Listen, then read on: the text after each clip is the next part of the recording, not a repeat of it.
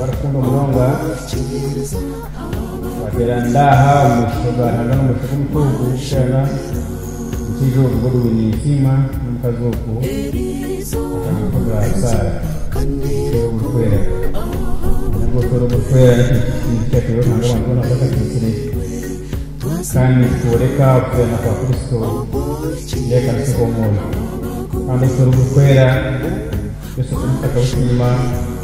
ya politiki abiyaka wikane yagaraya yabanze kwitanga kana kwa ukwera akasema iki sabantu bona moroberane kandi mukundane omuribyona rangabombekyere obushwere n'ekintu ky'omuhendo abikirize akabutamu murinendagane mwaragana moroberane kandi mukundane omuribyona rangabombekyere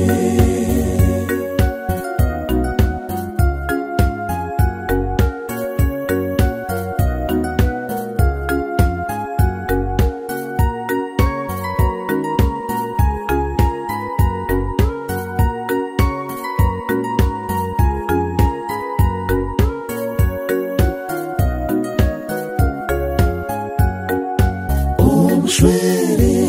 n'ekintu ky'omuhendo rahanga wetu iwe yabutereho n'ebigambo ebyo nsiima yonyine tenke nsiima nakwe nsiima tangu kine kine akole nakwe nakupereze nyane kumuraka wisi inete yo kuhereza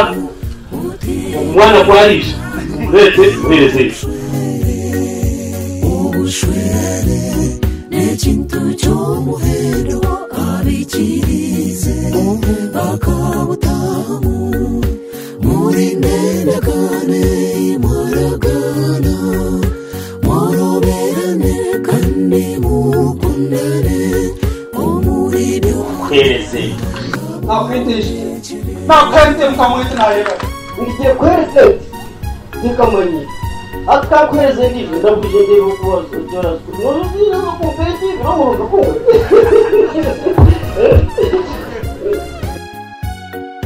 itwezayo ni kwayo nitubahabura obushwere niwe ndo ngariza kwereze nikachuseta imana kujyo kwena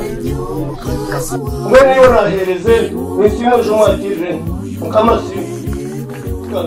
yorahereze n'amarete by'etuwena n'itabaze gihe bezenzu barazwa akwete kandi mwana kucererwa no kwete nitubendeza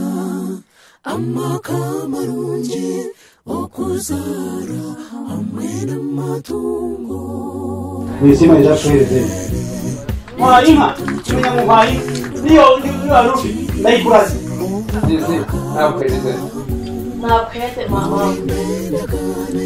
nisima nakwete kaso nakwereze nse uje mukambari agyantonde uje mukwereze wewe nisima nakwereze ndikaganije turukamba obushwere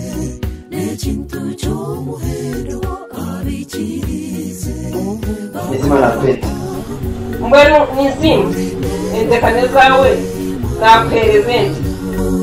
moroberane kandi mukundane omuribyo